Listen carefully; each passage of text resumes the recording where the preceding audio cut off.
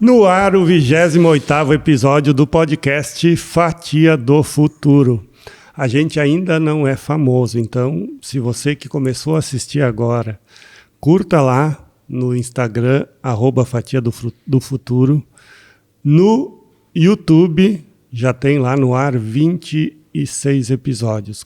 Curta, compartilha com os amigos, compartilha com o colega de trabalho, compartilha com o pet famoso, compartilha com quem está te devendo, não tem problema nenhum. O negócio é a gente ficar famoso. Boa noite, Cris. Muito boa noite, Márcio. Boa noite aos convidados.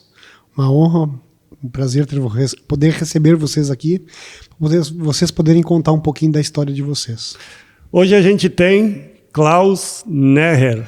Falei certo ou falei errado? Não, tu falou exatamente certo, né? Mas aqui no Brasil a gente abrasileirou para Neher, mas Neher seria, na Alemanha seria Neher mesmo. Neher mesmo, ok. Eu tenho uma esposa alemã, então... Alemã não da Alemanha, mas de origem alemã, então às vezes a gente acerta umas palavras. E também a gente tem aqui a...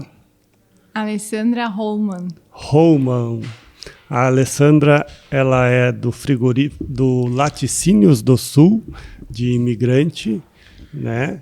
E vai contar um pouquinho da história de vida, do trabalho da empresa, e da mesma forma o Klaus, que também já se aventurou em outras artes. Prazer imenso estar aqui, pequena gente. Vida. Prazer estar com o Cris aqui também, Márcio. Tá com a Ali também, que inclusive também já é cliente também da Minimalista, então a gente está bem feliz de estar nessa companhia maravilhosa.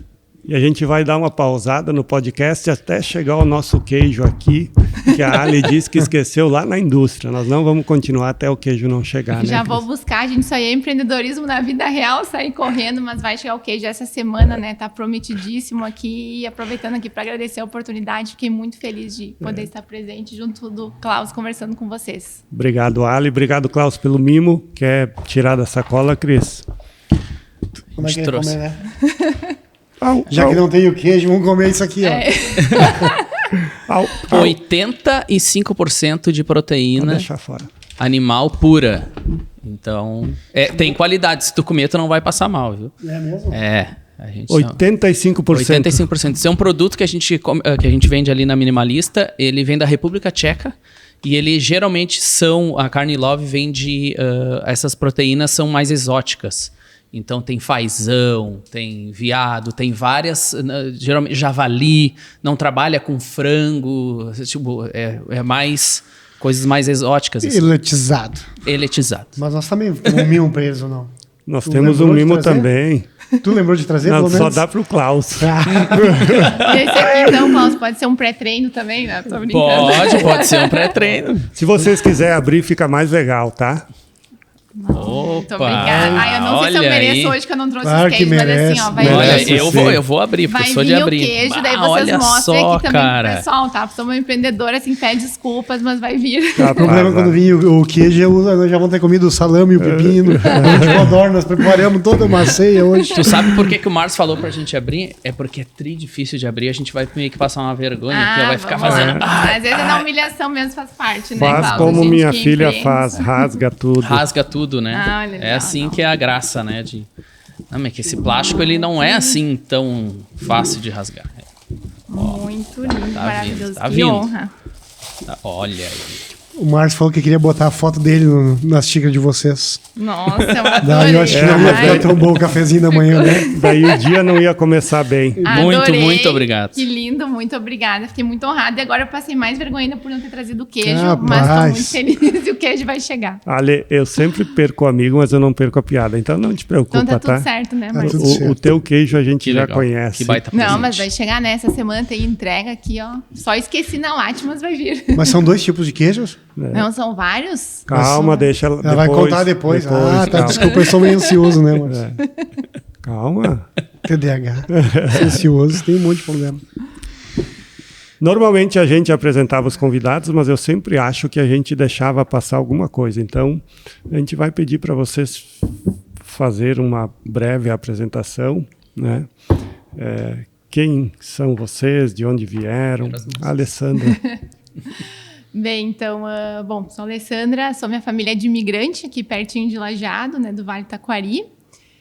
Falando um pouquinho da trajetória profissional, eu sou administradora, me formei na Unicinos, fiz gestão para inovação e liderança uns bons aninhos atrás. Esses dias. Aí depois eu fiz um MBA em gestão financeira, controladoria e auditoria pela FGV em Porto Alegre e uma pós em finanças, investimentos e banking também em Porto Alegre, na PUC. E aí, por mais de 7 anos, eu trabalhei em instituições financeiras, cooperativas, né? Tive experiência no Sicredi e também na Unicred.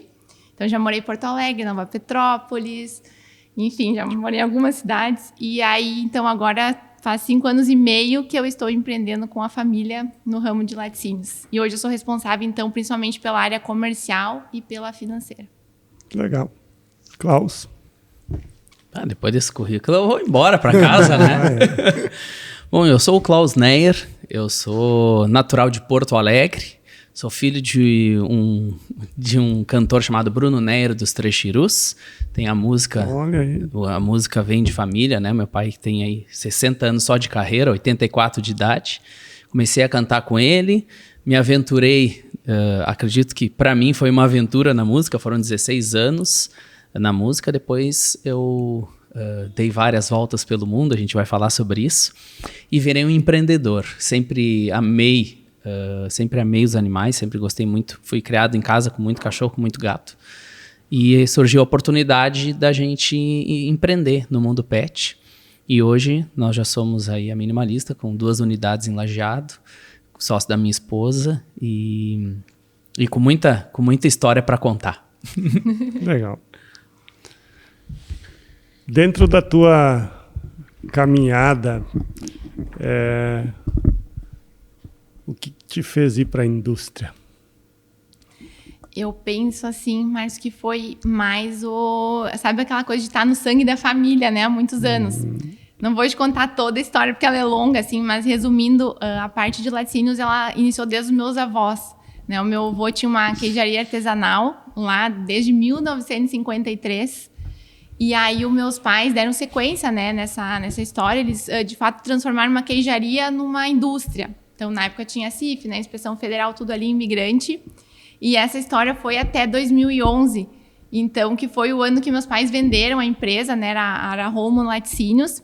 Hoje eu penso que era mais de 70 anos, né, então era uma bonita história, assim, né, meus pais sempre focaram em qualidade. E naquela época, assim, o que não estava legal era o financeiro. E aí meus pais optaram pela venda.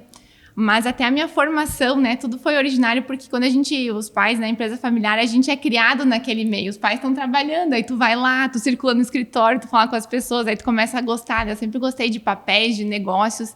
Então a minha formação, quando eu objetivei a administração, né, foi porque eu sempre me vi no mundo dos negócios e era para trabalhar junto com a minha família. E o meu irmão, ele é engenheiro de alimentos, então a gente meio que tinha desenhado a sucessão depois. Seria bem complementar. Eu gosto de negócios, né, a parte administrativa, e o meu irmão gosta realmente da parte industrial. Uhum. E aí foi nesse sentido. Então, eu vejo que o destino depois ele se moldou um pouquinho diferente, né? Porque no ano que eu me formei na faculdade, eu morava em São Leopoldo. Quando eu voltei para cá, botei os pezinhos para trabalhar com a família, foi exatamente no ano que os meus pais venderam. E o meu irmão já estava na indústria, então, porque ele é um pouco mais velho que eu. E aí eu fui a mercado. Mas hoje, né, agora olhando para trás, né, eu sempre lembro de um discurso do Steve Jobs de vamos conectar os pontos, né? Olhando para trás, eu vejo o quanto isso me fez bem de hoje poder iniciar no segmento com a família, mas ter estudado finanças, ter trabalhado em outros lugares, porque eu sinto que isso também nenhuma escola, nenhuma faculdade ensina, os aprendizados na prática, que agora, com 5 anos e meio de empreendedorismo, eu penso, nada me preparou para o empreendedorismo, mas essa questão de ter trabalhado fora me ajudou muito, essas vivências, a diminuir alguns erros e ter alguns aprendizados bem cruciais na área financeira, que eu vejo que é tão importante aí para a perenidade dos nossos negócios. Uhum. E aí voltou, como surgiu a do Sul nesse processo todo? Aí também tem uma historinha por trás, né? A gente pensou assim, olha, vamos fazer uma empresa menor, focada mais em queijos especiais para agregar valor. A gente pensou assim num propósito como trazer prosperidade para toda a cadeia produtiva do leite, porque desde a época do meu pai também a gente sempre ouviu muito como para o produtor de leite, que realmente é um baita trabalho, né? Tu trabalhar assim com os animais, tirar leite todo dia, enfim. a gente sempre sentiu que eles também não eram muito satisfeitos com a remuneração, né? Eles até sentiam talvez um pouco explorados, né? Hoje, estando do lado da indústria, eu vejo que também não é tão fácil, eles não entendem, né? Os custos são apertados, mas a gente se programou para fazer queijos especiais. Só que aí, então, a construção da indústria foi no ano de 2019, toda a parte tem que construir, né? Fábrica, enfim, todo esse imobilizado. E nisso eu estava na instituição financeira. E aí, quando eu vi, né, eu pedi desligamento em dezembro de 2020, nós iniciamos em janeiro de 2021, né? Então, aquele período que vocês sabem que tinha a pandemia. E nós tínhamos feito um trabalho, até chamei uma colega minha de faculdade, que é a Grace Piacini, ela trabalha com branding. A gente criou a marca Legágio, que era para trazer a homenagem ao legado de família, né, a homenagem aos meus avós. E formaggio, né, que é queijo italiano, tem a descendência da minha mãe. Então, para, tipo, assim, homenagear a origem dos meus pais, dos avós, do meu pai, e a parte da mãe, que é mais italiana. Então, isso estaria na marca. Só que a Legágio era só para queijos especiais. E como tinha pandemia, nenhum cliente recebia uma marca nova, a gente viu que para começar o negócio, já que o investimento estava feito, nós tínhamos que arranjar leite, a gente ia ter que também produzir mussarela, que é uma commodity. E aí meu pai deu o nome Latinos do Sul, a gente criou as embalagens, enfim, e iniciamos com essa marca. E agora, não posso dar tanto spoiler, mas enfim, 5 anos e meio depois, a gente está finalizando o desenvolvimento dos rótulos da Legágio, a gente vai lançar essa marca com exclusividade num cliente aqui estratégico aqui do Rio Grande do Sul. Então, está em andamento. Demorou 5 anos e meio, mas a gente vai lançar essa marca que a gente também fez um branding aí com bastante carinho. Que legal, que história bacana. Início de história. Tem alicerce a história, né? Tem, nossa. Porque sem alicerce a coisa não se sustenta, né? Já tô até vendo, né? O sabor vai ser tão bom quanto a história. Só para mim falar mais um pouquinho, né? Queijo hoje é uma das delícias. Raramente as pessoas que não gostam, né? Tirando meu filho mais novo. Mas eu vou conversar com ele, né? Quantos anos ele tem? Ainda dá tempo, né? Dá tempo, né? 15 anos.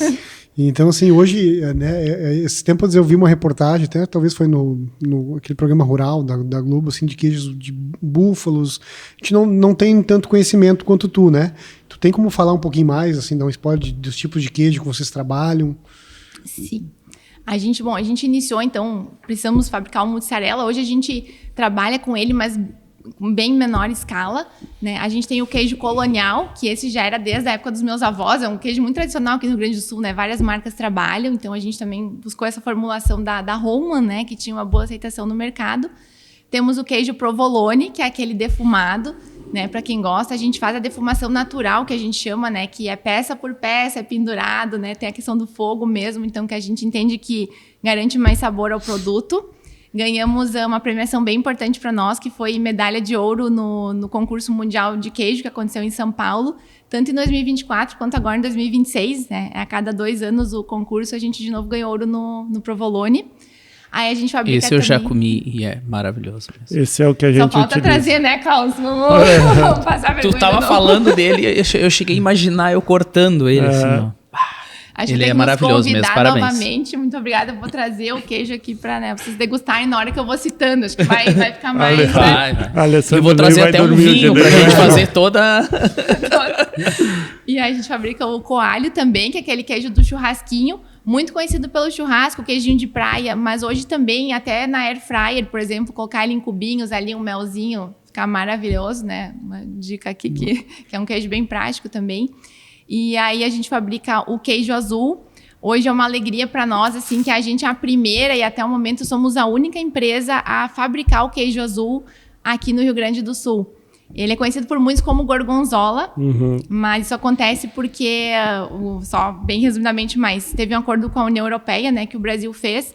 Então agora no Brasil o queijo azul gorgonzola tem que ser chamado de queijo azul. E o nome gorgonzola, né, ele ficou a denominação de origem para a Itália. Que é que nem champanhe e espumante, né? Que a gente agora tem que falar espumante e com o queijo, então aconteceu esse mesmo processo.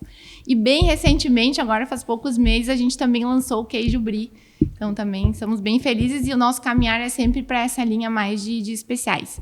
E aí no portfólio a gente tem as ricotas também, né? Tradicional e temperada, e também comercializamos nata, por enquanto mais em baldes mesmo, assim, mais voltados para as padarias, sorveterias. Então hoje esse é o nosso portfólio. Eu vou te fazer uma pergunta, o queijo tipo grana, grana que se fala, né? Grana padrão.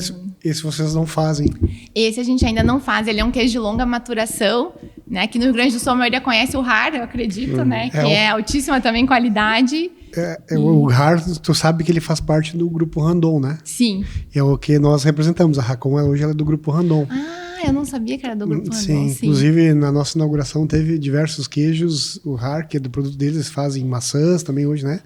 Mas o queijo RAR realmente ele é diferenciado também, né? É excelência. E esse queijo aí, a gente ganhou alguns, né? E às vezes a gente até recebe, ele é delicioso também. Junto com o teu, né? Com certeza, não, esse é um queijo maravilhoso e os queijos da Rara a gente sabe que é excelência mesmo, e até a gente sabe a história que era um hobby, né, do seu Raul Randon, e aí ele mandou, acho que ele até trouxe as vacas, né, que eu saiba da Europa, enfim, fez um trabalho específico, e realmente, assim, no mundo dos queijos a gente sabe o quanto ele é reconhecido pela alta qualidade e sabor marcante. Os 3 chirus, o que marcou na tua vida? Ou foi o início de um... Olha, eu posso falar de leite, então. Em 1985, estava estourando uma música chamada Vaquinha Preta. E eu tinha 2 anos de idade. Meu pai ligou para minha mãe de um orelhão e falou, ó, fiz a música da nossa vida. De um orelhão, 85, né? Ele estava no interior, antes de um baile, né? E aí ele escreveu a Vaquinha Preta. A Vaquinha Preta é engraçada que ela tinha um teor político, porque fala da quinta teta. E aí ela tinha um teor político e tal, dos políticos que mamavam na quinta teta. Mas quando meu pai foi pra gravar, ele... Tu quer saber por que eu vou perder meu tempo com isso? Eu vou fazer uma música pra família. Daí ele mudou, né? A teta número 1 é pro queijo e pra coalhada, número 2 é pro pai, número 3 pra criançada, uma teta só pra mãe e o leite da quinta teta, nós vendemos pro leiteiro quando a coisa fica preta. Nós temos lá em casa uma vaquinha preta, fora de sério, tem 5 tetas. Eu conheço também, que demais, Cláudio, olha só. Seu pai que criou ela. Tantas outras, né? Meu pai hoje sim. tem mais de 2.000 músicas gravadas. Acho que vivo é o cara que tem mais músicas gravadas como um gaúcho hoje, provavelmente. Né? Tem Roubaram Meu Free Stick também. Ai, ai, ai. Roubaram meu free stick. Acabaram estragando. Teu pai também? O nosso. Não tem uma do bolão, né? Que fala bolão? Tudo junto reunido. Esse termo, quem criou foi meu pai. As pessoas não sabem. Tava lá tudo junto reunido. Foi meu pai que criou na música o campeão do bolão de 85, acho. Quando ele entra numa cancha de bolão, a turma já vai gritando, esse ali é campeão, truxa. Sabe, Marcelo, meus pais, na minha infância, eu sou de 84 nascido, né? Mas a minha infância, meus pais jogavam bolão no Clube 7 de Setembro, né? Tinha o de casais e daí tinha a mãe jogava das mulheres. E muitas tardes, às vezes sábado eu ia com ela, tinha no Clube dos 15, vários lugares, e meu pai era do Bola 9. E se tocava muito, o pessoal começava a cantar essa música. E pra te ver, coincidência, tá aí o pai do homem que inventou a música. Meu Deus, até pra mim passou um filme agora, lembrei da infância, quanto a gente cantava realmente essas músicas, né? Que legal. Muita gente não sabe, né? Que tipo, eu já cantei com os Trechirus há alguns anos, fui pra estrada, comecei na estrada com ele e tal. E a história que eu vim parar em Lajeado também é engraçada. Porque eu vim parar aqui, eu tocava aqui, né? Mas eu tocava primeiro quando eu tocava baile com meu pai, depois com a minha banda KN, depois eu tive uma carreira sertaneja também. Então eu tocava aqui, por exemplo, na Spritz, aqui em Lajeado, eu tinha uns, né? E sempre falei, Lajeado é uma cidade legal, né? E quando eu tava morando nos Estados Unidos e voltei pra cá, pro Rio Grande do Sul, eu não queria mais morar em Porto Alegre. E a gente escolheu Lajeado, fez várias pesquisas, e eu cheguei aqui em julho de 2020. Até os dias que estava fechado. É a pandemia da pandemia, no auge da pandemia. Sem conhecer ninguém na cidade. Aí veio a minha esposa olhou assim, a gente vai morar aqui nesse lugar. Foi bem assim, né? E quem manda é ela, então a gente vai morar aqui. Sim, senhora. E quando eu cheguei aqui na cidade, vamos alugar um apartamento e uma sala. Tá, beleza, precisava de documentação.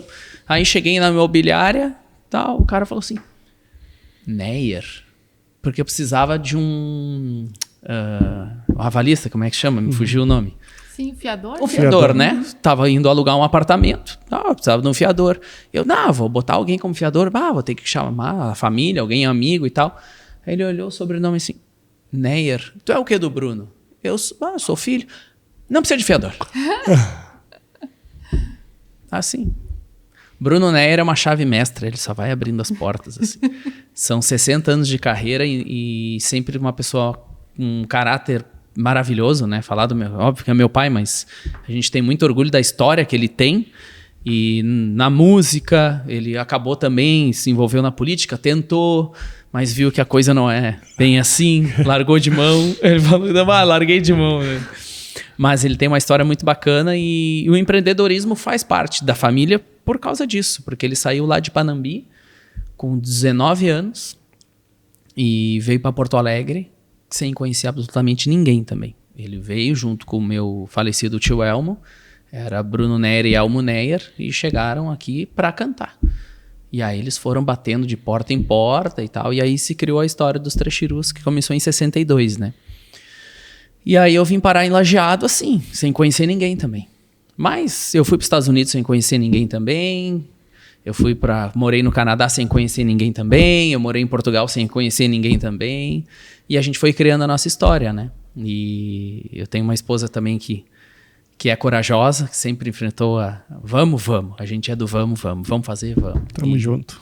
E aí a gente botou no papel a Minimalista, que os caras pensaram, por que Minimalista, né? Minimalista, assim, é um nome meio para pet shop, né? Quando a gente botou esse nome na cidade, as pessoas não sabiam nem falar o nome direito, assim.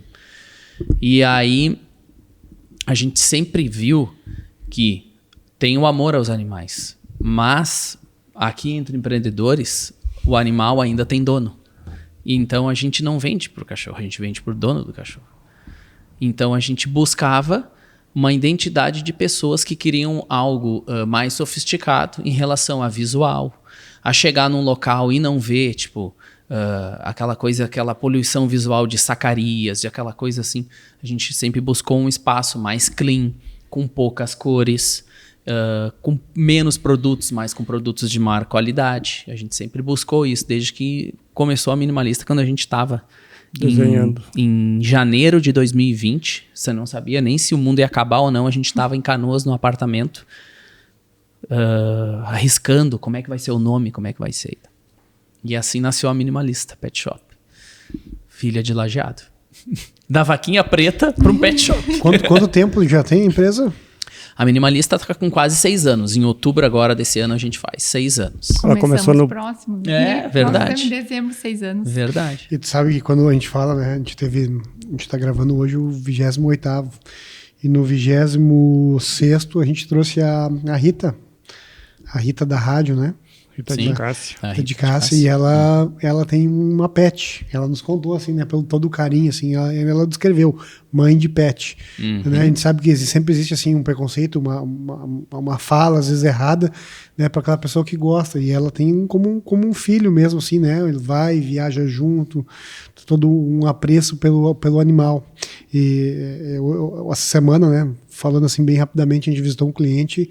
E esse cliente, ele... A parte do lixão hoje, né? Aqui de Lajeado. E falou como todo dia tem animais mortos e descartados. Então, assim, às vezes as pessoas, né? A gente não se dá conta, né? Da maldade que tem no mundo. E hoje tu faz um trabalho, né? Com animais que os bichinhos são muitas vezes indefesos, né? Eu tenho cachorro e a gente sabe o quanto é bom e quanto é legal tu ter algo diferenciado no mercado. E é o amor mais barato que tu pode ter, cara. Esse aí não tem, porque o cachorro não te cobra nada. Nada. Nada. Cachorro não te cobra nada. É fácil o cachorro te amar, cara. E ele não guarda mágoa, porque às vezes tu xinga ele por alguma coisa e ele 2 segundos depois o rabinho dele já tá assim, ó. E aí tu olha pra ele assim, como é que eu vou xingar esse cara, velho? Não tem como. É assim, né? E ele entende. Tudo. Ele entende. Eles são estratégicos. Eles são. Eles sabem, claro, a hora que tu levanta para ele ir lá ver o que tu vai comer. A hora que eles aprontam, a gente fala com eles sabem. A nossa lá, ela senta e fica olhando pro nada, assim. E a gente falando com ela aqui e ela aqui, ó. De repente ela levanta e sai, vai para um outro lugar longe da gente. Sabe tudo. Nossa, e ó, depois aprontam de novo, né? A gente diz que não é pra fazer, mas depois a gente também é uma manteiga derretida, né? Eu sou, pelo menos com a nossa também, e aí quando eu vejo ela já aprontou de novo. Tem a Ali talvez vai saber que na parte comercial também que ela gosta de se envolver. Tem um palestrante, o Daniel Godry, acho que se não me engano. Ele fazia muitas palestras, ele falava muito do cachorro, né? Do cachorro e do gato, na verdade, né? E ele falava muito, assim, por exemplo, do cachorro, né? O cachorro... Ele brinca assim, foi o gato lá, o gato entrou na tua casa, lá o ladrão falou, ele ficou bem quietinho, né? Falou onde era o cofre. Já o cachorro, tu vem, tu tá estressado, tu xinga ele, tu briga com ele tá lá te lambendo, sabe? É um animal, assim, que ele é, dá pra dizer assim, o melhor amigo mesmo, né? O cachorro, assim, quando tu tem um cachorro de verdade que gosta de ti, como o Márcio falou, assim, ele é fiel pra toda hora, né? Tu pode, digo, bater no bom sentido, assim, maltratar, xingar, tirar a tua raiva momentânea, assim, tu fala, sai pra lá, hoje não. E ele vem, ele vem, ele é insistente. E tu sabe que a Minimalista, hoje, né, vocês podem ver aqui que o nosso slogan é pra quem se importa de verdade. E um grande passo que nós demos na Minimalista foi quando a gente viu que o banho é só um detalhe. É tudo que acontece durante o processo do cão lá dentro que vale. E para isso a gente começou com uma medida, assim, uma decisão da Minimalista que toda mudança causa um desconforto, né? E depois a melancia ela vai se ajeitando, né? A gente começou a falar que o cão, para tomar banho na Minimalista, e os gatos, né, também, tem que estar vacinados. Nós somos o único pet shop de Lajeado que pede a vacina em dia.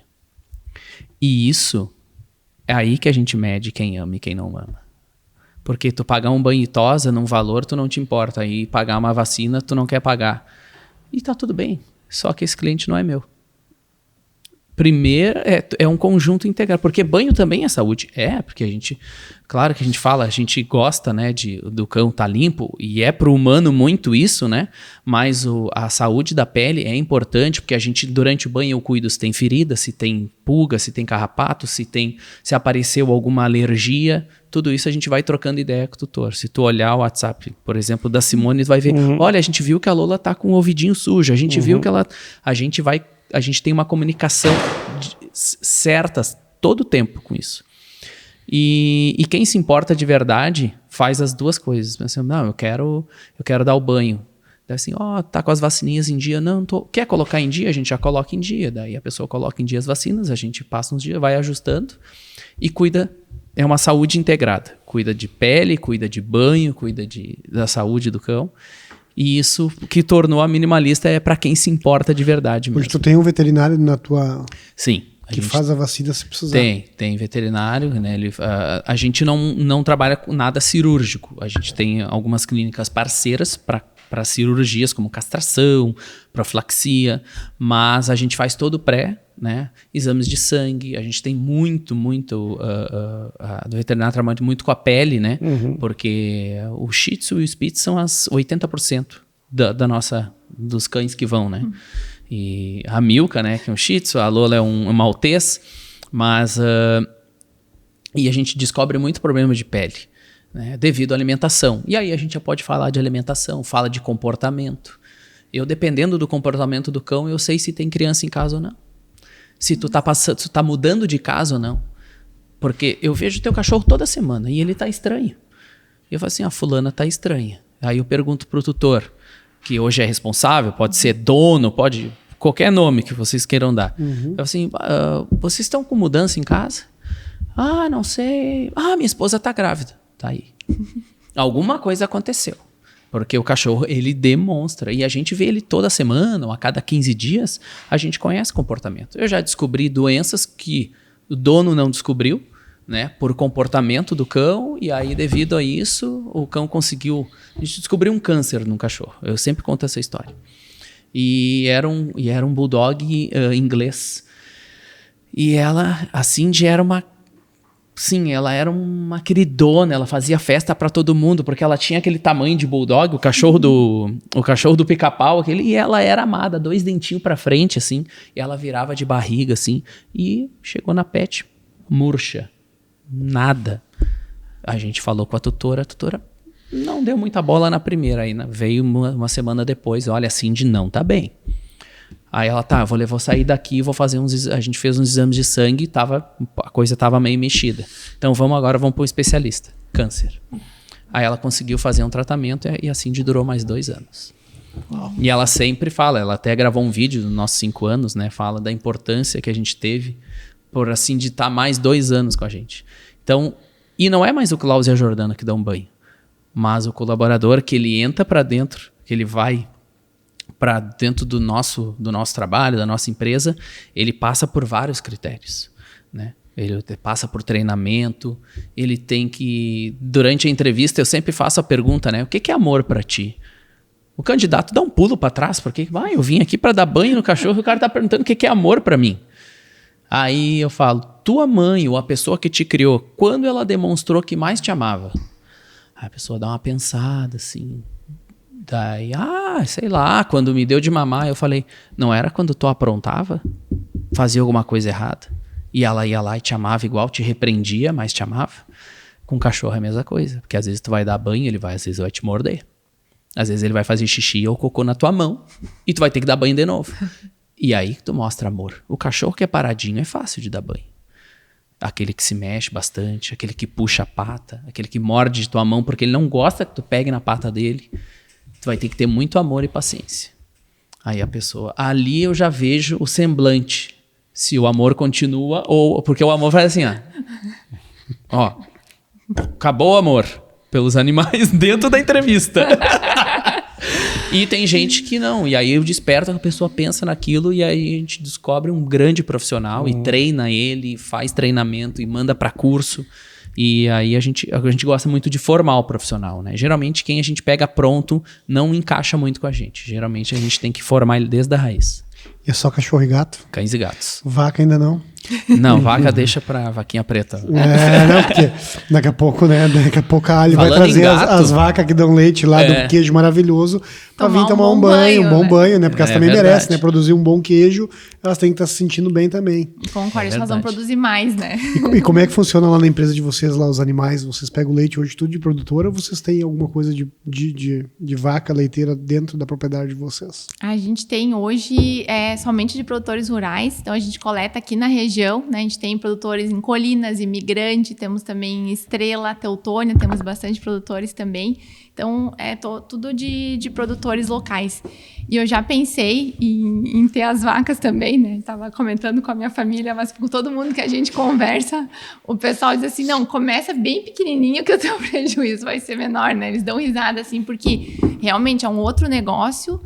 E hoje, né, visitando os produtores também com quem a gente conhece, também tem uma grande complexidade, né, por trás. Assim, hoje a gente vê o quanto tem uns que estão há muitos anos na propriedade, passam os ensinamentos para o filho, daí o filho já vai melhor, né? Agora começar do zero, né, o que envolve tanto a parte de investimento quanto a parte de conhecimento técnico, né? Eu vejo que não é bem assim. Então, assim, vamos deixar isso mais para frente, não para agora. E até da mesma forma que tem um cuidado com os animais, os cães e os gatos, eu acho que também a parte rural também ela mudou de patamar de uns anos para cá, né? Não se faz mais como se fazia antigamente, bastante tecnologia também, e talvez por isso que o investimento é um pouco mais alto, né? Sim, a gente vê, né, Márcio, hoje a gente ainda tem diferentes realidades, né, mas o que a gente enxerga é que o produtor bem menorzinho, com o tempo, assim, se ele não tiver sucessão, talvez é um formato que não vai mais existir tanto, porque quem hoje segue, né, e tem sucessão, geralmente eles também estudam muito a parte de eficiência, né, essa questão de estudar bem os números também, e entender que tipo de alimentação tem que ser dado, e muitos até colocam robôs, né? Que aí a gente até já teve o prazer de conhecer uma propriedade que tem um robô. Então é interessante de ver, as vaquinhas vão seguindo ali a trajetória, né? Param certinho na hora da ordenha, ela para ali, daí tem a parte que encaixa, né, aqui para tirar o leite, assim. Então, realmente, assim, vem cada vez mais se profissionalizando, assim, o setor, né? Então, eu entendo que a médio a longo prazo, o leite vai estar mais concentrado em propriedades maiores e que já utilizam mais a tecnologia também. E qual é a produção diária da queijaria? Hoje a gente trabalha entre 10 a 12 mil litros dia. E eu digo porque 10 a 12 tem os períodos da Sim. entre-safra, né? Tem momentos, assim, mais no verão, que cai, claro, a gente pode prospectar novos produtores e manter a litragem, né? Mas, assim, falando de um cenário mais orgânico, assim, dos produtores que a gente tem, então, no período do verão, diminui um pouco a produção leiteira. E, por exemplo, agora, assim, chegou mais no auge, daí a gente já se aproxima mais ali dos 12 mil litros, é o que a gente opera. E isso produz quantos quilos de queijo? A gente trabalha em torno de 40 mil quilos de queijos mês. 40 quilos mês. E hoje o carro-chefe é? Hoje a gente está muito feliz que a gente vem conseguindo colocar a nossa estratégia. A gente fez toda uma migração de leite da commodity para queijos de maior valor agregado. A gente ainda está nesse caminhar, a gente não chegou totalmente no objetivo, mas o carro-chefe hoje em queijos, né, o nosso queijo mais vendido é o azul. É o azul, que vocês são os únicos produtores do Rio Grande do Sul. Que nós somos os únicos produtores. Então, isso até veio muito, que a gente estava conversando antes, né, nos bastidores, que a gente hoje faz o comercial diretamente da indústria, né? Por enquanto, a gente ainda não tem um time comercial. E muito também foi para colocar essa estratégia em prática, porque o queijo azul, vamos dizer, a parte de consumo de queijos especiais, ele vem agora fortemente se desenvolvendo no estado. Antes era muito voltado para commodity, o consumo. Então, às vezes, tu tem que abrir o mato um pouco, como se diz, né? Tem que fazer um esforço muito maior para conseguir ganhar escala nesse tipo de queijo. E aí a gente viu que, poxa, quem é sócio, né, tu vai fazer esse esforço, né, mas nem todo mundo estaria disposto a... aquela escolha que dói um pouquinho, mas depois vai ter o resultado, né? Exato, nem todo mundo, né, vai estar disposto a pagar esse preço, né, que a gente rodou bastante, bateu em muitas portas para conseguir colocar a estratégia em prática, mas é muito gratificante enxergar que se tu vai atrás também as coisas acontecem, né? Esse o queijo azul, hoje tu encontra ele em todos os mercados, grandes mercados aqui na nossa região. Sim, a gente focou assim como, justamente por não ter uma estrutura comercial, a gente teve como estratégia focar nas grandes redes supermercadistas e também nos distribuidores, porque o legal do queijo azul é que ele é utilizado no food service também, né, que é o segmento de padarias, pizzarias, né, restaurantes, então tem toda até hotelaria também. Então o food service é esse mercado, né, do pessoal que não está ali na gôndola, né, eles compram para utilizar nos seus produtos, e também a parte então do varejo, que a gente chama, que daí as redes supermercadistas é o produto exposto na gôndola. Então a gente focou assim, em trabalhar com esses grandes players também para conseguir atingir o volume, e o varejo menor a gente trabalha muito aqui no nosso vale, porque poxa, aqui é muito legal de sair na rua, né? Tu enxergar assim, poxa, a gente conhece os estabelecimentos aqui de anos, o meu queijinho tá ali, né? É uma grande alegria. Então, aqui no Vale do Taquari, especificamente, a gente bateu em diversas portas, e ao mesmo tempo o legal é que organicamente, com o tempo de empresa, né? O pessoal vem conhecendo, e também tem gente que liga assim. Então, hoje a gente tem assim uma rota fixa aqui, com bastante entregas que são os nossos queridos clientes aí do Vale do Taquari. Meu pai ia lá para Canudos do Vale para pegar um queijo colonial lá, do pessoal que fabricava, né? Enfim, as famílias. E eles pararam de fabricar, e aí eu dei para ele um queijo colonial da do Sul. Da do Sul. E ele disse, bah, muito bom. Isso aí não tem preço. Isso aí, não, assim, o olha... meu pai disse, bah, muito bom. E aí a gente comprou de novo. Lógico, é uma pecinha, 2, é só para ele e para a mãe, né, em casa. Mas a gente utiliza também o queijo azul de vocês. A gente utiliza agora um pouco mais o provolone. E até eu queria que tu me falasse do prêmio do provolone, como é que foi. E o ricota um pouquinho também. Mas o provolone está muito bom também. A gente fica muito feliz, assim, mas para nós...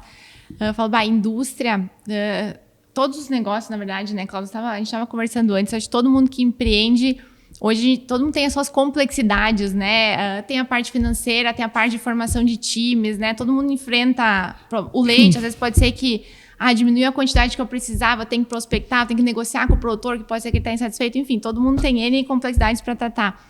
Mas eu digo assim, eu ouvi agora do Márcio, ou às vezes eu estou no supermercado e eu vejo que alguém escolhe o nosso produto na gôndola, assim, parece que some tudo, assim, tu te reenergiza, né? Porque é muito legal, tu conhece todo a trajetória da tua empresa, o que tu já fez, né, para tocar um negócio adiante. E aí, quando tu se sente escolhido, né, por alguém que tá ali prestando teu trabalho, acho que isso é uma coisa que não tem preço e é uma injeção direta, assim, de combustível, que outro dia tu vai lá de novo com todo o gasto de energia para fazer acontecer, né. E comentando um pouquinho, então, tu falou dos prêmios, né, assim, antes eu falei, o nosso provolone é defumação natural, mas o que significa isso? É que existe também um processo que se chama fumaça líquida, que, digamos, o provolone, ele pode ser mergulhado num líquido que ele, vamos dizer assim, ele imita um pouco o defumado natural.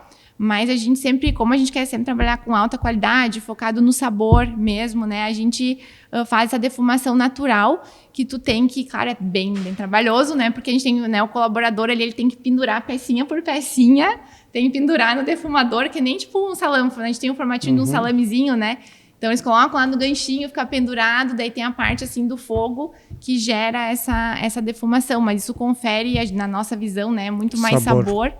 E isso, então, a gente ficou muito feliz de ganhar esse prêmio, porque eu vejo assim, apesar dos, né, meus pais venderam a empresa, mas hoje estamos juntos novamente, dando sequência à história, e esse prêmio, ele também é reflexo, porque a gente não começou ontem, né?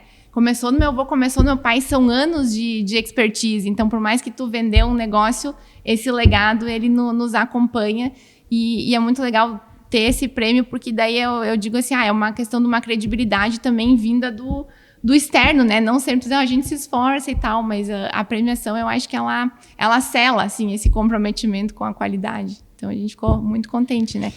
E a ricota, tu estava comentando, né, Márcio? A ricota é para a galera fit, né? Hoje que a ricota, ela é feita à base de soro, né? Que soro é também proteína.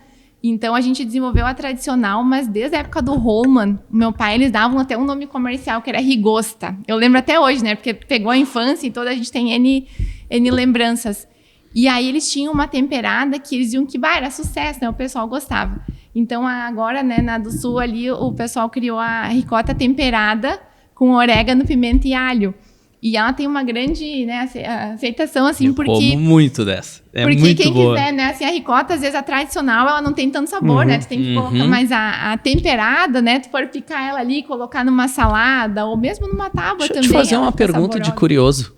Abrir um pacote de uma ricota, qual é o tempo ideal para consumir depois que tu abre aquele...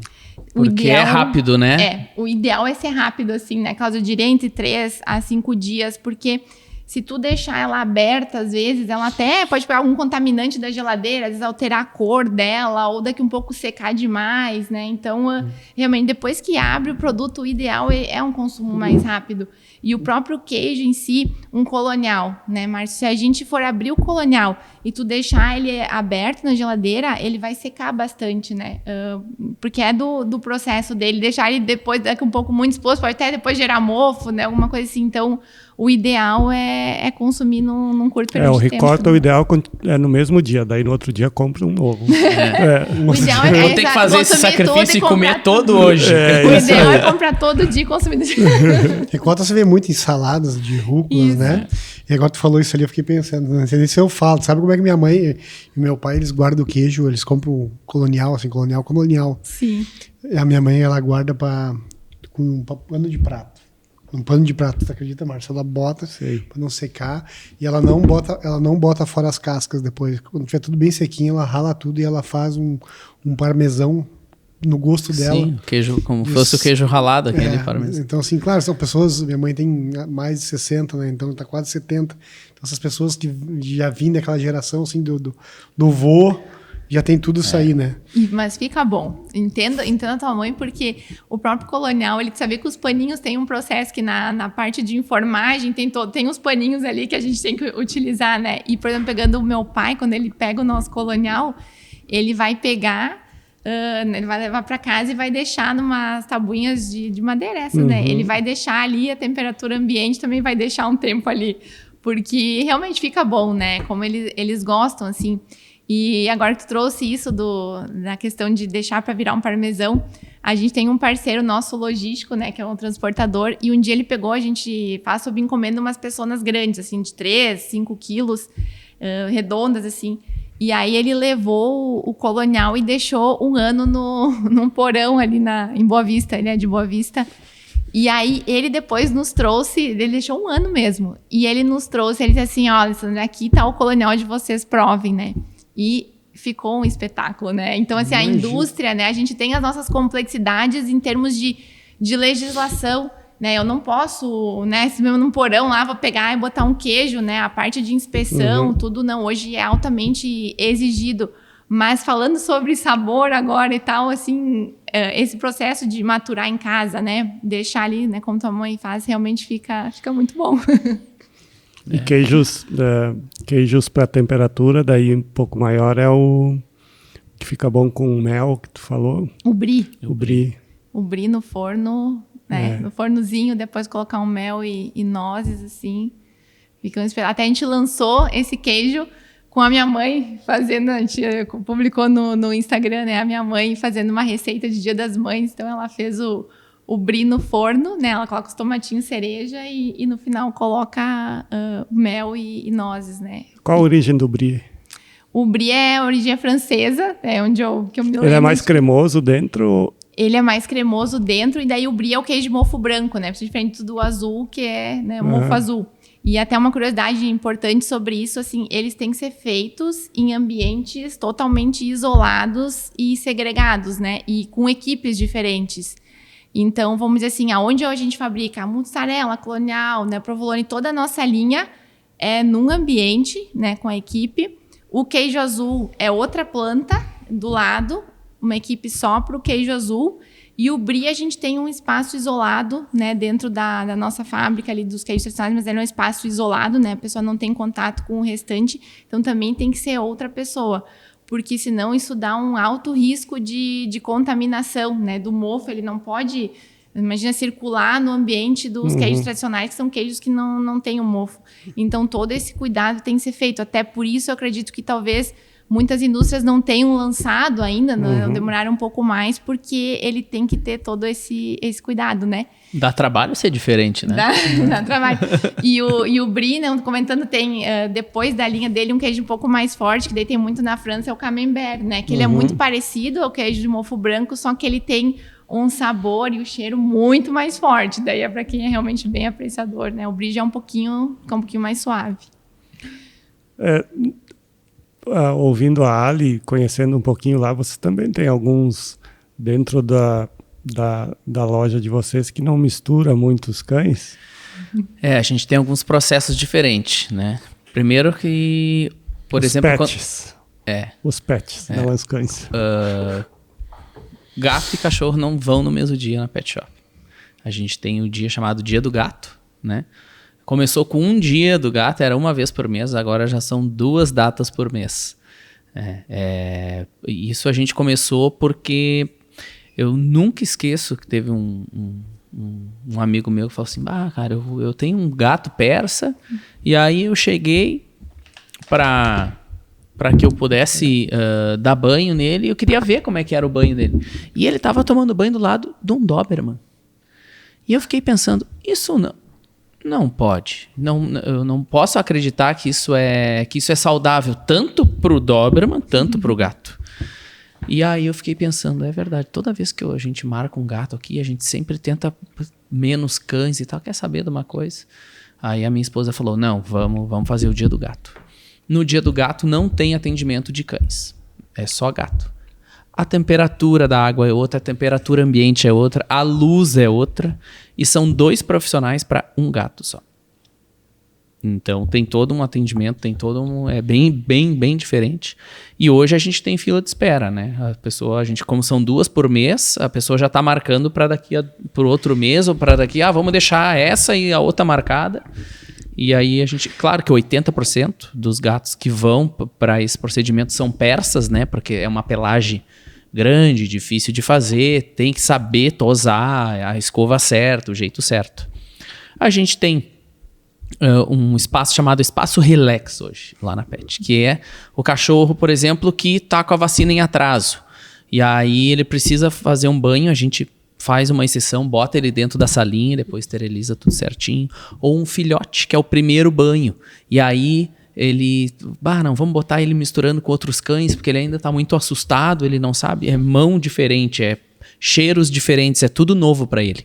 Então a gente bota numa salinha, bota uma luzinha bem fraquinha e tal, ele toma um banho separado dos outros. Um cachorro velhinho também a gente tem esse cuidado também. São alguns detalhes que lá no final fazem a diferença para o cachorro gostar de ir na pet, porque muitos cães não gostam de banho.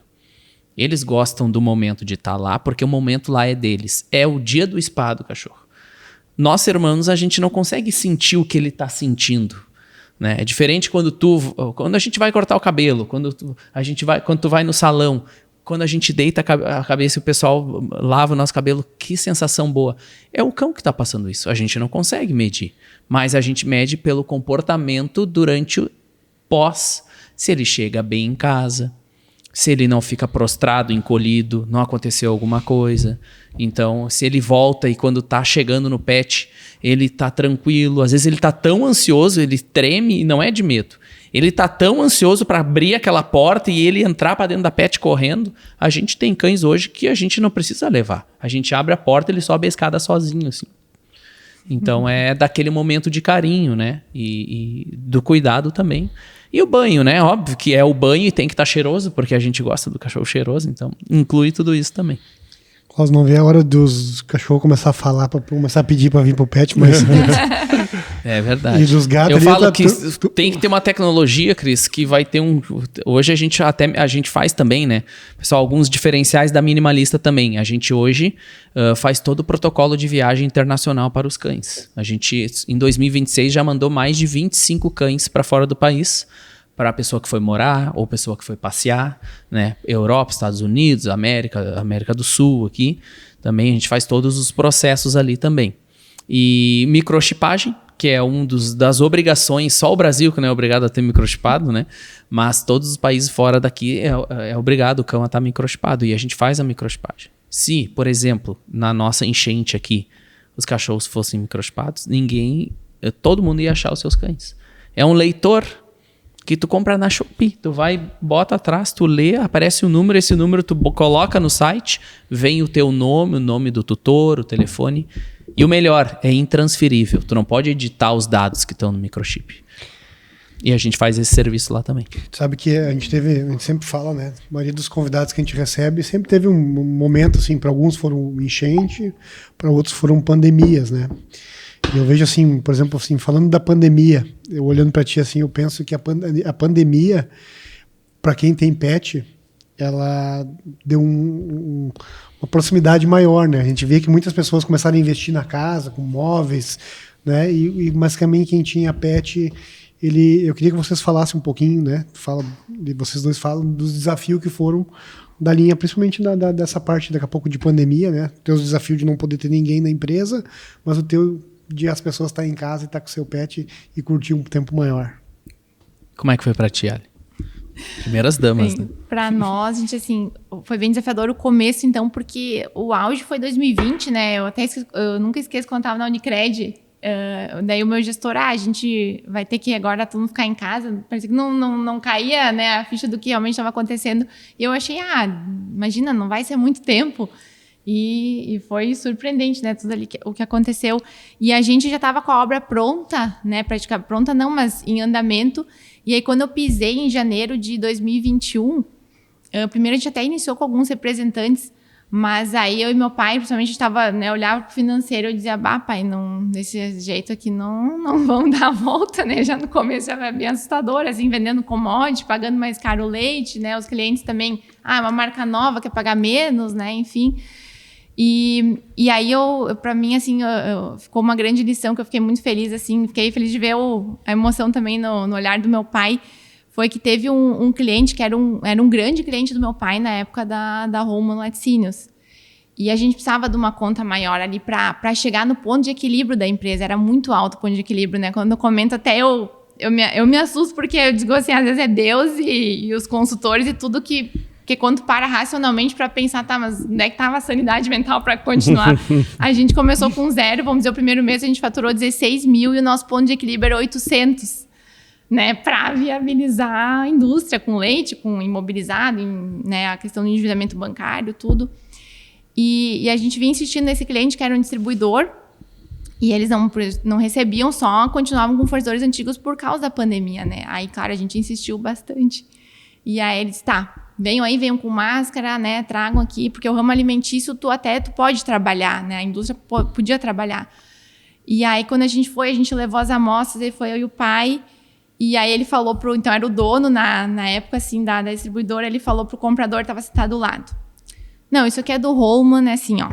Pode cadastrar todos os itens aí e paga à vista para eles. Ele falou assim, meu Deus, eu e o pai, a gente saiu, assim, dá até vontade de chorar ali na hora, porque, tu tá no desespero, porque não é que tu não quer, tu quer trabalhar, tu quer, mas por onde eu começo aqui? Porque os boletos estão vindo.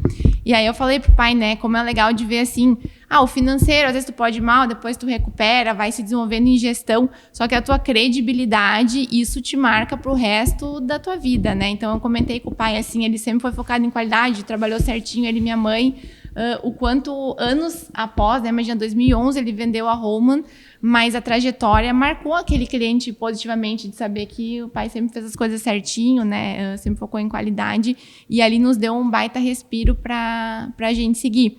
Então, na pandemia, assim, o maior desafio foi isso, era abrir mercado, né? Faturar e sobreviver no primeiro momento. A gente começou bem próximo, né? E o nosso era chegar numa cidade onde eu não conhecia ninguém e começar do zero, num negócio novo. Um cantor e uma arquiteta que agora iam dar banho em cachorro e gato. Por isso que a loja é tão bonita, tem uma arquiteta. Eu ia dizer, a mesma coisa me veio agora. Legal, tem tudo. A Jordana é o cérebro e eu sou a boca, eu sempre falo. Sempre a comunicação é comigo e ela é o cérebro pensante da Minimalista, sempre. E aí em 2020 a gente chegou em julho e 16 de outubro de 2020 a gente abriu, né? E o mais bacana disso é que a família da minha esposa é que veio para cá para ajudar a gente a construir a loja. Ela virou arquiteta por causa do tio dela. E aí o tio dela que ajudou a construir, porque era ferro e madeira. Qual pet shop na época, em 2020, que era ferro e madeira? E na época não era, tava recém começando essa moda. E a Jordana quando ela projetou a loja, ela já projetou com ferro, madeira, era bem diferente, né, o pensamento. Na Emílio Conrad. Na Emílio Conrad, exatamente, ali na esquina, né? Eu também conheci lá.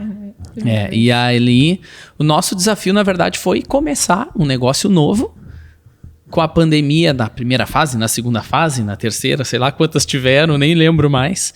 E teve essa vantagem que todo mundo... O mercado pet ele foi para um crescimento meio fora da curva, assim, 22 a 25% ano, fora da curva. Cresceu mais que venda de bicicleta.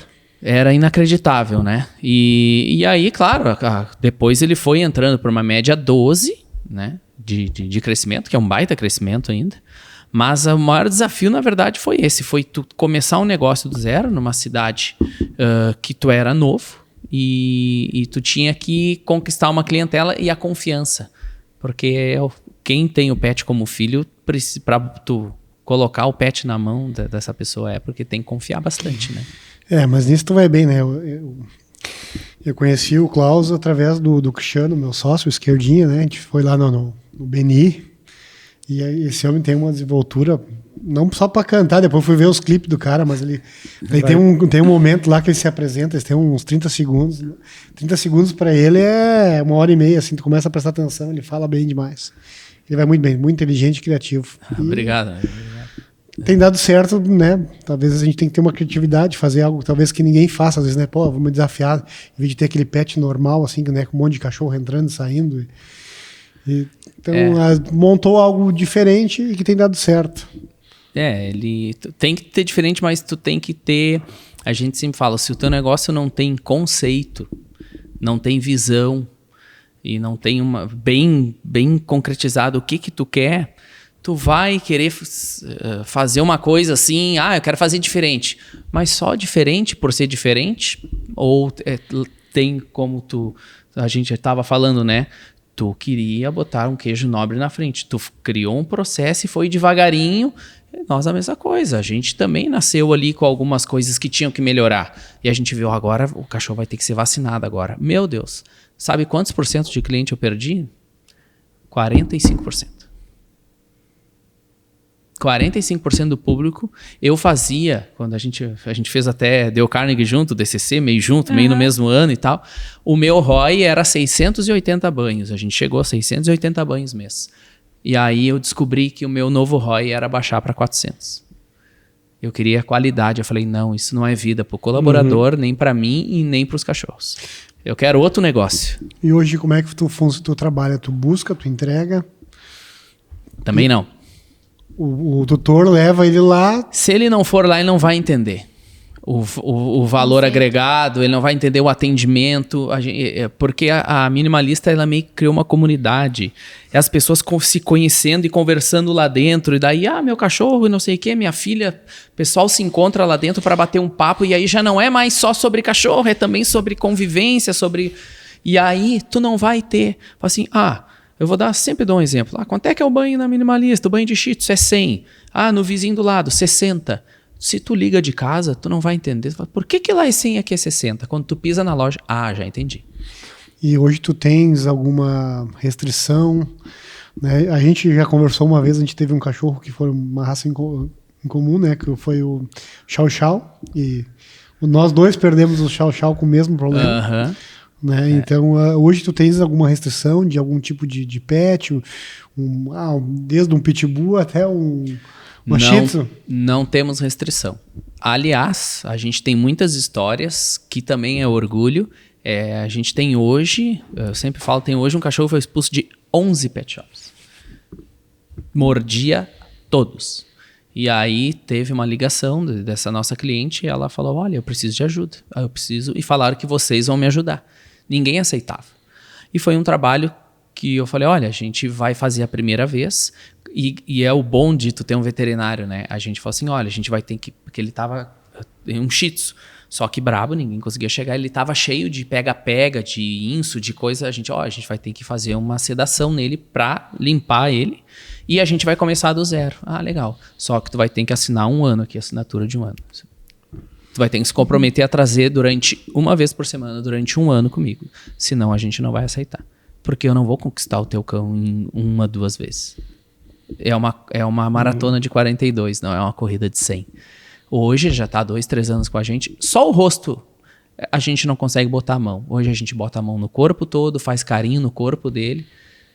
E o mais legal, o colaborador, a gente tem uma taxa que cobra mais. Cobra uma taxa a mais. Sim, porque o colaborador que tem coragem de botar a mão num cachorro que morde, e não é uma mordidinha, é mordida valendo, ele tem que ser valorizado. E esse dinheiro nem passa por mim, ele vai direto pro colaborador. Legal. A gente também valoriza essa pessoa que tá ali conquistando aquele cão, sabe? Esse também é um dos nossos diferenciais também. Eu te pergunto que eu tenho, né? A gente já falou, eu tenho 2 Border Collie, que são cachorros bem dóceis, mas que estão sempre sujos, né? Mas porque eles não estão correndo para um lado e para o outro. Tem muito medo de banho e tosa. O Border Collie é uma raça que a gente faz e eles têm medo. A gente sabe que ele é um cachorro de campo, ele não foi feito para estar dentro do banho e tosa, né?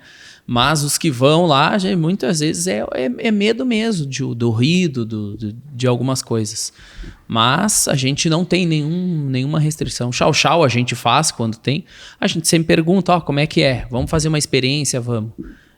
Já mandei cachorro para casa porque eu não consegui chegar perto? Já. Não consegui, mas não fui eu. Foram várias pessoas que tentaram e tal. E a gente tem que sempre falar a verdade. Porque se a gente omitir é muito pior. Né? A gente está falando que quem tem cão hoje, a maioria tem como filho. Então é melhor tu não omitir se aconteceu alguma coisa, se tu não conseguiu fazer um serviço, e a gente respeita o limite do animal. Também isso é muito importante. Além do banho da tosa, tem vários produtos lá, né? Que tu oferece também e oportuniza para os clientes, aos tutores. Tem esses... a gente sempre fala que é tudo para virar uma coisa só. O que é? É o banho, é a tosa, mas é o produto que vai fazer o quê? Vai fazer com que melhore a pele, que melhore o pelo. Então, aquele biscoito que a gente fala assim, às vezes não é às vezes é falta de informação. O tutor chega lá assim, não, eu dou tal marca. Eu falo, essa marca aí, ela tem tal coisa, tal coisa, tal coisa. Nem sabia, assim, como é que tá o cocôzinho? Bah, é meio grande, né? Aí a gente dá uma amostra da ração, que a gente trabalha com uma marca só. Uma marca. Aí a gente vai lá, o cara volta dali um mês, ele...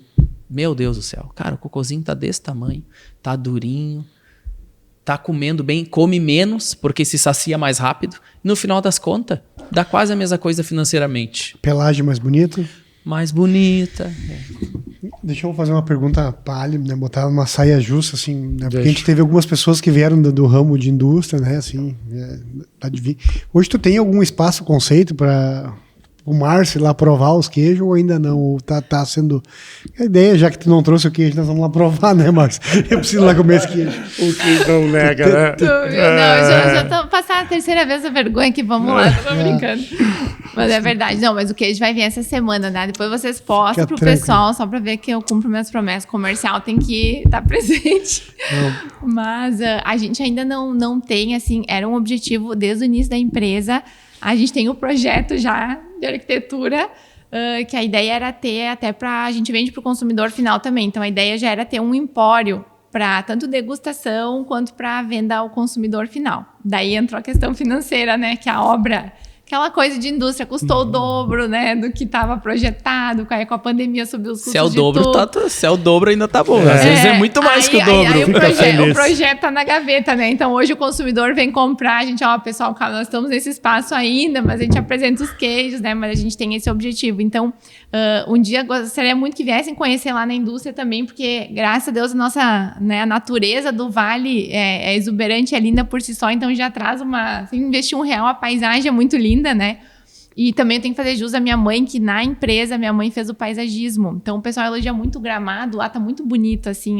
Isso foi tudo obra da minha mãe ali, que ela deixou, assim, a empresa muito bonita. E aí, futuramente, a gente tem o objetivo de ter um empório, né? Mas hoje, assim, é um lugar mais simples ainda.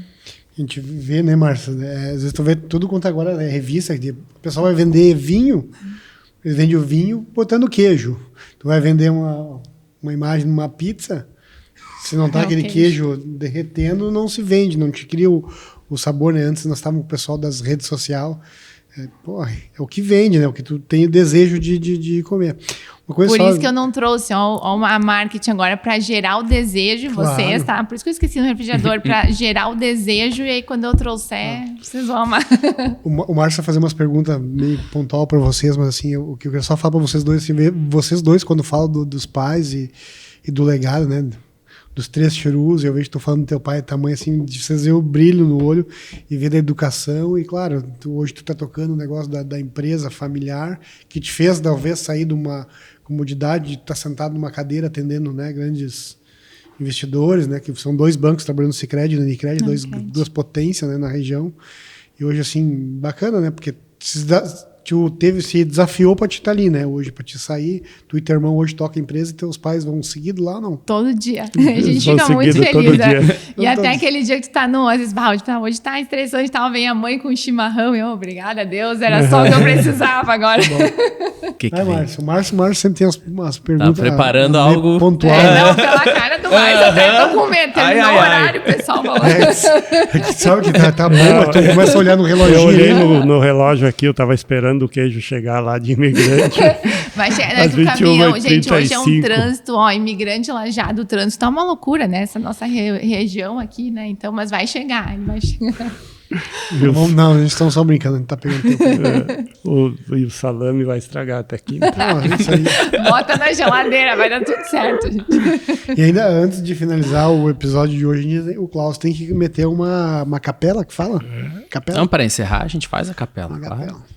Quando eu inaugurar o empório, faz a segunda voz pra cantar. Vai, vocês agora já é muita humilhação, né? Não tenho voz pra cantar. Dentro do podcast já está se encerrando bem rápido, muito legal. Quando o papo é bom, o negócio voa. Talvez, enfim, qual a pergunta que a gente não fez que tu gostaria de ter respondido ou gostaria de ter falado sobre?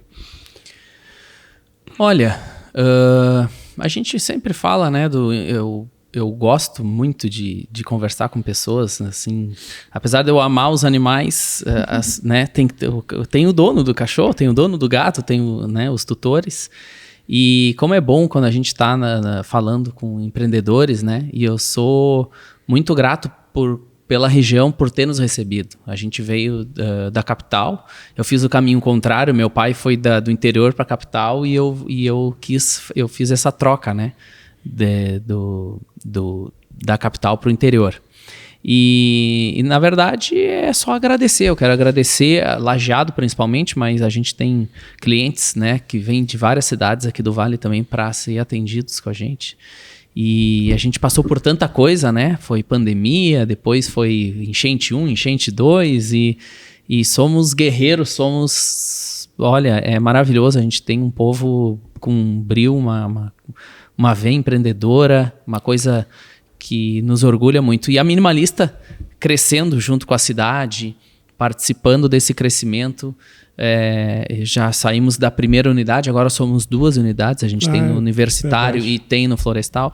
Lançamos mês passado a nossa rede de franquia também, então o cara que quer ter uma Minimalista em qualquer cidade do Brasil também já começamos a dar esses passos aí. E se falo daqui a 5 anos, a gente quer ver daqui a 5 anos mais ou menos umas 50 minimalistas pelo Brasil. Como é que o pessoal faz então para te achar? Quem quer acompanhar teu trabalho, né? A gente sabe que provavelmente os pets vão vir daqui da região, né? Minimalista Pet Shop, né? Tu acha no Instagram e o nosso site também, .com.br. E falar o Klaus Neyer, né? Com K, Klaus _ Neyer, Neher. Também pode me achar ali. E inclusive no meu Insta, eu falo um pouco também de empreendedorismo, né? Eu não é só aquela coisa também de foto e tal. Eu falo um pouco de empreendedorismo, gosto de trocar umas ideias e tal. Para não pegar só no pé da área, nós temos que pegar no pé dele, né? O homem tem 2 sobrenomes no nome, né? Cadê o nome dele? Klaus, o sobrenome aqui tradicional aqui da região. Klaus é sobrenome, é verdade. É diferenciada a raça.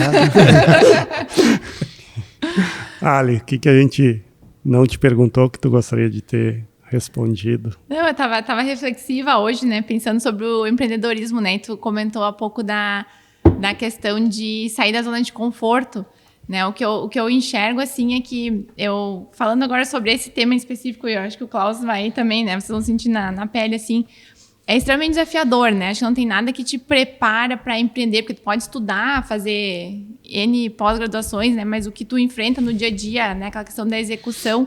Mas hoje eu paro para pensar assim, o quanto é muito gratificante, porque eu olho assim, ao longo de 5 anos e meio, né? Tu segue sendo a mesma pessoa de valores, né? Os teus valores não mudam e tu segue isso dentro da tua trajetória, sempre com transparência, né? O quanto mantendo teus valores, isso te fortalece ao longo da trajetória, né? Sendo sempre muito verdadeiro. Mas, para mim, assim, eu vejo o quanto é uma riqueza a questão do desenvolvimento, né? De tu olhar para trás e pensar assim, bom, há 5 anos e meio atrás, algumas coisas que a gente enfrenta, a própria pandemia, teve um negócio da enchente que a gente teve que comprar um gerador, assim, que nem compra uma água mineral, né?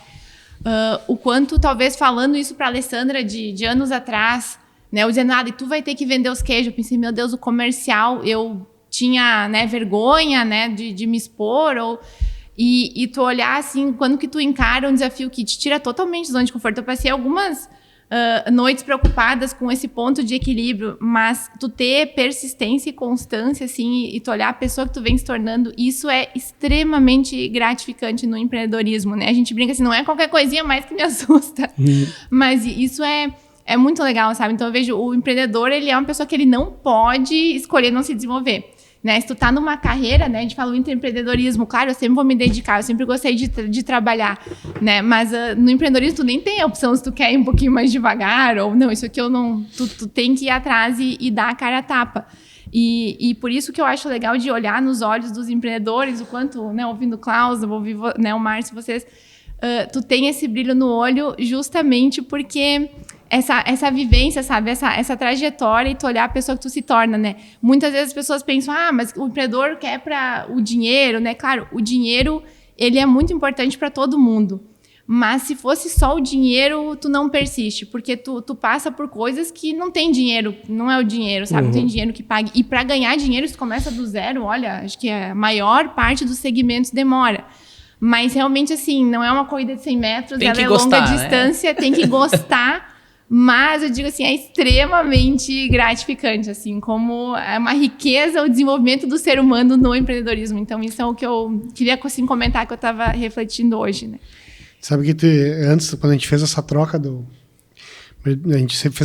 do podcast de duplas antes, né? Sim. O pessoal antes, o rapazinho que estava aqui, ele comentou então que, né, te viu trabalhando, assando um queijinho, oferecendo. Então, ali no IMEC, né? Tu tens colocado a tua cara no teu negócio, né? Eu vi alguns vídeos, né, de luvinha, de touquinha, falando. Então é isso aí, tu tá, né, saiu daquela zona de conforto, tá se desafiando e fazendo com que tu coloque a tua pessoa, né, na empresa, porque a gente, em vez de comprar só de pessoas, né, comprar a pizza da Chef Lão, a gente tá comprando a pizza do Márcio, né, então, e assim, já que a gente tá num tom de brincadeira, tu falaste antes que tu não conseguiu ainda fazer o teu espaço conceito porque não sobrou verba. Exato. E tu tem um produto que tu conhece muito bem, que tu foi bancária. Se tu precisar, eu te ajudo, tá? Vamos falar sobre isso depois. O que é, Cris? É um produto que ela vai se planejar, não vai pagar juros, ela vai poder ter tempo para achar colaboradores e ela vai expandir, aquela empresa lá vai virar uma potência. Isso aí por um baixo valor mensal, né? Parcerias que cabem no teu bolso. Viu? Depois vamos conversar sobre isso, me interessei. Eu só... Mas que demais, Márcio. Acertou na dupla. Eu fico muito feliz. Posso passar meus contatos, né? Que eu tenho que pedir aqui pro pessoal. Pessoal, vamos seguir. Eu ia pegar o queijo dela para apresentar. Pode falar. Quarta, gente. Não, hoje tá. Bom, pessoal, eu digo assim, eu vou trazer o queijo, eles vão ter que mostrar, né? Pra, tipo, degustar na hora e tal. Mas o nosso Insta, então, é @LateDoSul. E o meu é @AleRollman. Então, Rollman com H. Tá, e tu já pode divulgar o Legágio? Sim, também. Já tem também uma página? Essa página está criada há 5 anos e meio atrás, né? A gente só ainda não tinha, mas então a marca é @Legágio mesmo, né, com G ali, o Gil, né? Legágio, um G só. E essa história também é bacana. Não vou ainda citar nomes, né? Porque agora a gente está na fase contratual, mas levou 5 anos para conseguir esse cliente e 5 anos para lançar a marca Legágio, né? Mas mais um ponto que reforça o quão gratificante é a consistência, né? No trabalho. O cliente já tem. Já tenho cliente, mas eu tô batendo na porta desse cliente desde o ano 1 de empresa. Agora ele decidiu abrir a porta. É sobre isso, meu amigo. 5 anos parabéns. Insistindo, uma hora a porta se abre. Constância. Vai ser um sucesso. Você quer deixar algum recado? O Mar sempre faz a analogia da pizza, realmente a pizza, a fatia do futuro, né? Do pedaço. E futuro, né? Porque a gente também trabalha com planejamento. Você quer deixar um recado, o pessoal que daqui a pouco, né? Como um queijo. Compre queijo, é verdade. Por favor, conheçam, né, os produtos, comprem nossos queijos, que é feito com muito amor e carinho. Não, e o recado, assim, eu trago muito essa parte que a gente falou antes do empreendedorismo, eu vejo também que é muito encarar as coisas, né? Tem muita coisa que a gente não vai saber, ou coisa que às vezes, assim, o fluxo de caixa, às vezes dá aquela, né, a dorzinha de estômago ali, vamos enfrentar os números e encarar. Mas o que eu vejo do empreendedorismo é que esse encarar as coisas, ou buscar consultores, buscar ajuda, mas tu tomar a decisão que tu vai tocar à frente é muito importante, sabe? Manter essa constância e pensar que todo desafio, se tu não sabe, tem alguém que pode te ajudar, né? Ou seja, um mentor, ou aqui eu vou escutar o Klaus, né? A gente vai tendo algum insight, assim. Então, essa parte de ter também a constância da execução. Acho que o empreendedorismo é muito isso, né? A gente tenta planejar ao máximo, mas, assim, o mercado é extremamente dinâmico. Então, eu penso que é desenvolver resiliência para isso, mas seguir na constância ali do teu objetivo e executar, né? Então, fechou. Acho que é isso. Klaus, recadinho final. Meu recado final eu vou cantar a primeira música que eu gravei com meu pai. Eu falei assim, vou cantar a primeira música, né? Com 12 anos eu fui gravar um disco. Meu Deus, eu tava muito nervoso, né? Porque com 12 tu tá trocando a voz, assim, e aí era, na época ainda, né? As gravadoras bancavam CDs e discos, e tinha alguns artistas e tal, e aí sempre, né? Tem aquela responsabilidade, mas sempre ficou na minha vida, assim, a letra dessa música. Você precisa conhecer a minha terra, lá não tem guerra, nem polícia, nem ladrão. Não tem partidos de direita ou de esquerda, todo mundo se respeita, isso que é Constituição. Além de tudo, tem mulheres muito lindas, que levam ainda no olhar a sedução. Todos trabalham e se divertem sem censura e com fartura, pois é repartido pão. Não tem prefeito, nem banqueiro, nem juiz, e no entanto o povo é muito mais feliz. Felicidade só se tem quando se doa, por isso na minha cidade a vida é boa. E a vida é boa quando planta-se a semente, não só na terra, mas no coração da gente. Muito Que bom! bacana, é muito legal. Com isso a gente encerra o 28º episódio do podcast Fatia do Futuro. Obrigado, Ali. Obrigado, Klaus. Muito Obrigado, pela oportunidade. Cris. Boa semana, bom dia, boa noite, boa tarde. Curta, compartilhe. Fatia do Futuro é nóis.